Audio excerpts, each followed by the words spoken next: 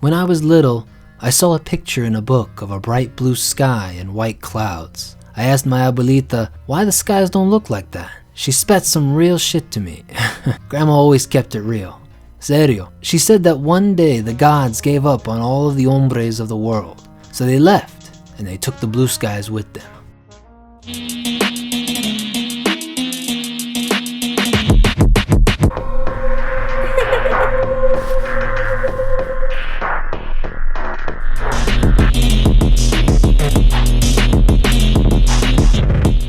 What's going on, everyone? This is Ace, and welcome back to The Reckoning. And today, as promised, we are branching out to other universes outside of our normal Lady Death-centric program.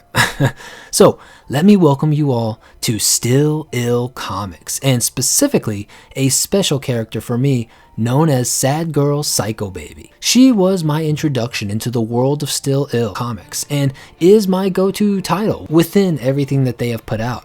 So I think it's because of this I find it the most appropriate to start with her. But before we begin, feel free to give this video a like, hit that subscribe button, don't forget to click the bell as well, and feel free to give the video a hype as we get the conversation going on Still Ill Comics, Coffin Comics, and the other badass comic universes of our time. We always appreciate your support, and with that, let's begin. Okay, you guys, and I just want to come in here just briefly to do a little disclaimer, as while I personally don't have much issue or have not had any effect as far as like when I read this story, but I know that there is all kinds of people out there, all kinds of walks of life, and everybody's experienced things differently. But yes, I do want to give a warning that within this comic book, very frequently, there is scenery and mention of basically offing yourself, if you know what I mean. And I know some people have all various feelings on that, so I just want to let the people know that you will be seeing a lot of that in this comic book, and if that offends you or bothers you, triggers you, whatever it may be, just a warning right now, maybe not the story for you. But if not a problem, well then, hey guys, let's keep on watching the video, and thanks again. So what you saw at the beginning of the video was Sad Girl's recollection of what happened to our world, essentially, through the stories of her abuela. When we first meet her in the story, she continues describing that after the sky was ruined, the air became practically unbreathable. Many people grew sick and died. The rich and powerful left the planet and saved themselves, leaving what remained of humanity to suffer and die here. For everyone else who suffered through this and adapted to the harsh surroundings, not just mentally, but sometimes physically. It's not exactly clear at this point if it's due to the radiation or just other reasons, but some humans and many creatures of the earth would mutate. Some having extra appendages and others having grotesque appearances. I'm also not sure, but you guys will notice that Sad Girl is also blue, and so this could also be a reason for this as well, but I'm not 100% sure. It was definitely a new world, maybe almost unrecognizable to the previous rendition, but I won't be making such claims today. Sad Girl continues to tell us that afterwards, the streets and the barrios were next in line to take power. The strongest barrios from all over began to stake their claim to the territory. The barrios eventually were called castles, and Sad Girl says that back in the day, her familia used to always call her Sad Girl, but now she goes by a different name.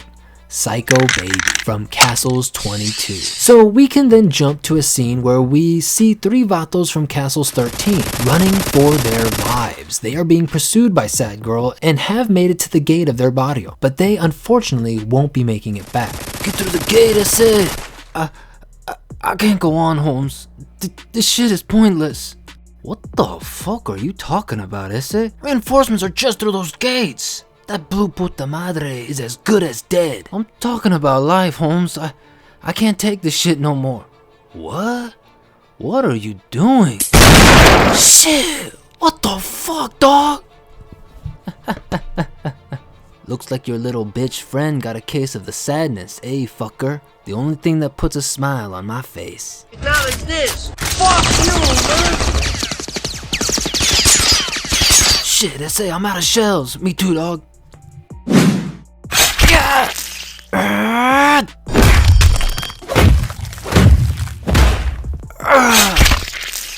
Die, puta!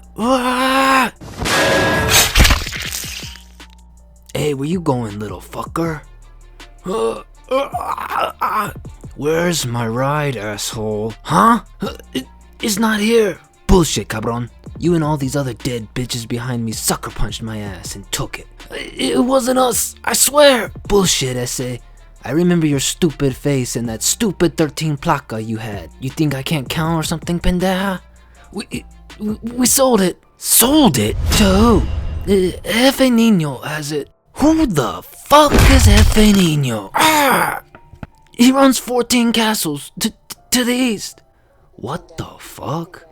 You mean you sold my shit to another rival gang? What are you guys, like a bunch of fucking rankers? How about we enter them gates and tell everyone from your castle what you did? No, please don't. They'll kill me. They ain't gonna kill you. You're gonna kill yourself. Huh? You're right, eh? I'm a fucking ranker, just a stupid little puto. I'm worthless. So everything we've seen to this point has been pretty brutal, but I wanted to chime in at this part because what we see in this moment, as well as the kind of confusing display we saw earlier, was Sad Girl Psycho Baby's power, or I guess ability, in that a kiss or touch, possibly, or even for some just being around her, can cause the person to become sad, but like a real deep and just brutally sense of just lost, and if not reversed, or if the affected person or creature can't push this back, then they will essentially off themselves. That's what occurred earlier, and now you can see when she kisses this remaining member of Castle's 13 crew that she was chasing, he takes his machete and just ends it. But we also find out why she was in conflict with these three, as they sucker punched her and stole her vehicle, and these poor bastards had no idea that that is possibly one of the worst things you could do. Do not, I repeat, do not fuck with Sad Girl's Carucha, alright? But unfortunately, she finds out that these three sold it to someone named Jefe Niño. And she is told that Jefe Niño resides and is in charge of a rival barrio named Castles 14. She walks inside Castles 13 later on, and as she is checking out the barrio, she is, of course, ran up on by some members, and even more violence ensues. Before you know it, practically the entire barrio is out for Sad Girl's blood, and it's also here where we see her utilize one of her weapons. At first glance, it simply looks like your typical Uzi being fired, but the bullets don't really penetrate the person. Instead, these bullets, if brought into contact, have like, I guess, Sad Girl's essence in them, and it causes the person to, yep, you guessed it, they kill themselves. And before you know it, the battle gets out of hand and everyone around is just offing themselves. We see several members making a run for it as they are just being terrified by the display and are headed to see Jefe Niño, more than likely for protection. And Sad Girl, upon overhearing them, realized that the fools outside that she had fought by the gate lied to her, and that Jefe Niño is actually in charge of this barrio Castles 13, which means that Sad Girl's ride is here after all, and these strangers are going to lead her right to it. So she begins pursuing them on foot, chasing them down.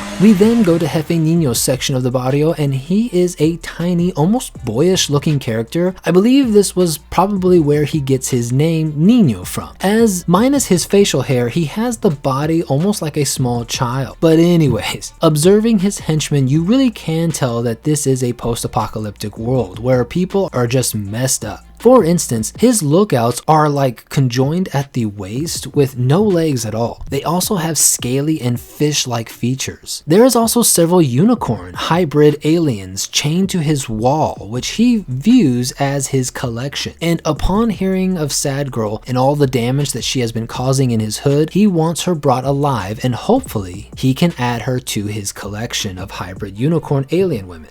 He orders his men to send in Caterpillar to not only get rid of the members that are trying to get his help, but also to snatch Sad Girl Psycho Baby alive and bring her to him. Now, two things to know are, yes, Caterpillar is a mutated hombre who has a giant caterpillar / snake-like body, and the fact that Jefe Niño orders for his own men to be killed as he views them running away from Sad Girl as like failure or at least a sign of weakness continues to show the cruelty and savagery that this new world has become. No sense of honor or loyalty really. There are only the weak and the strong. So Caterpillar makes quick work of the castle's 13 members and attempts to go after Sad Girl, but she is way too powerful for him as she is able to cut him in half by utilizing some sharp debris. Upon entering Jefe Niño's lair, she takes out several more of his goons by using her sadness, and once again, they off themselves. She also takes some time to slice up Jefe Niño's lookout as well. Surprisingly though, he doesn't seem too alarmed. Even after most of his men have been killed off, he's kind of impressed with her skills, and Sad Girl, seeing her ride next to his throne, says that she's here to take it back. End of story. And he says that she is welcome to have it back if she just joins his crew. He said he couldn't fit in the car anyways, and so he has no use for it. Sad Girl, unable to help herself, says,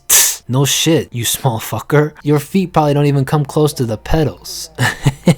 This kind of cracks me up about Sad Girl because it seems like she has a knack for speaking out like whatever comes to her mind, even if that means it's gonna get her in even more trouble than was necessary. And I guess the reason why I find that funny is because I used to have so many homies or homegirls like back in my high school days, and they would really get all of us into some just stupidity and just trouble. But this pisses Jefe Niño off as he is freaking out and he screams, "Wrong, you dumb bitch!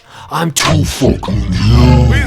The ground begins to shake suddenly and his throne erupts, and we finally see the real Jefe Niño, or at least I should say the complete Jefe Niño. You see, it would seem that they are not one person but two conjoined brothers, one very small making up the space of one hand, and the other a giant glob of a monster who immediately leaps out to attack Sad Girl. His weight alone and mass ends up collapsing the ground beneath them, and this causes the chained up unicorn's shackles to be broken and free, as well as Sad Girl's ride to be possibly scratched. The battle continues, both sides exchanging blows, but Sad Girl gets the upper hand, slicing Jefe Niño into pieces with her machete. One of the unicorns was amazed by Sad Girl's fighting and thanks her for freeing her. Sad Girl, not really giving any attention, checks on her ride and glad to see no scratches. "Wow, that's a pretty car you got there. What's your name?" "Nice, not a scratch or dent." "My name is Sugar Pop. I don't care." She goes to grab her spray can from the trunk, and over in the blood and carcass of what was formerly Jefe Niño, she tags Psycho Baby 22. Sugar Pop, observing this, asks, "Are you from 22 Castles?" And as if second nature, Sad Girl replies, "What of it?" Sugar Pop has heard of her. She states, "You're the one, the sad girl of the world, the gang with no members." Sad Girl tells her to fuck off, but Sugar tells her to wait and to allow her to come with her, as unicorns have healing abilities and she can help in that regard. Sad Girl, not really interested, says that she is not hard enough to hang with her. Upset by this statement, Sugar Pop goes to prove how hard she can be. She goes over to the other unicorn that is still chained up, looks down at her, and then says, "Goodbye, Soda, you bitch," and savagely murders the chained unicorn by ripping off her own horn and then repeatedly stabbing her with it.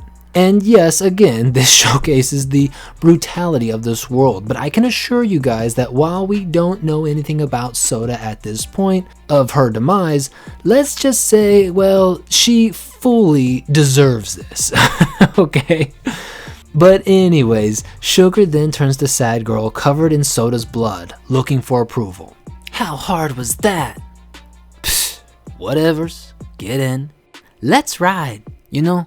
For a tortured prisoner that was chained to a wall, you sure got over that shit quick." So this would be the beginning of the friendship between Sad Girl Psycho Baby and Sugar Pop. We would see many of their adventures within the pages of Sad Girl and the Tales of Ill, which I highly encourage all of you to pick up, as you can just expect more fun, amazing artwork, and just badass characters all around. I think the story serves as a great introduction to the universe, as we get a feel for the world, a past that still has some mystery yet to be explored, like how the world became like this, what happened to Sad Girl's body, is she truly the last one left, and what is Sugar Pop's deal? All to be answered in the future. And how about all of you? Have you read Sad Girl Psycho Baby? Are you curious about what happens next? Are there any other characters from Still Ill that you would like me to cover next? Let me know down in the comments below, and as always, thank you so much for checking out another video. I will catch you guys in another one, and so until next time, take care.